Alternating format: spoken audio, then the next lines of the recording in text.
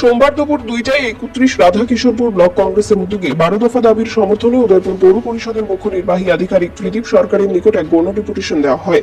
এদিন প্রথমে উদয়পুর জেলা কংগ্রেস ভবনে দলীয় কর্মীরা জমায়েত হয়, পরে এক মিছিলের মধ্য দিয়ে পৌর পরিষদের সামনে গিয়ে বিক্ষোভ প্রদর্শন করে।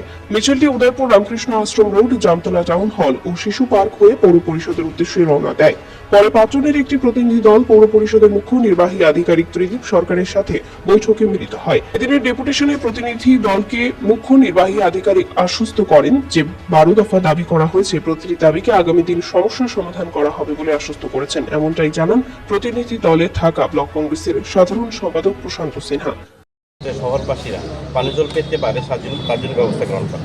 পৌর এলাকার সকল ওয়ার্ডের ময়লা আবর্জনা প্রতিনিয়ত এবং প্রতিদিন সাফাইয়ের কাজটা সুনিশ্চিত করা। ফুটপাত ব্যবসায়ীদের দোকান করার জন্য জায়গাটা নির্দিষ্ট করে দেওয়া। বছরে 100 দিন যে প্রকল্প, সেই প্রকল্পের কাজটা চালু করা বা নিশ্চিত করা।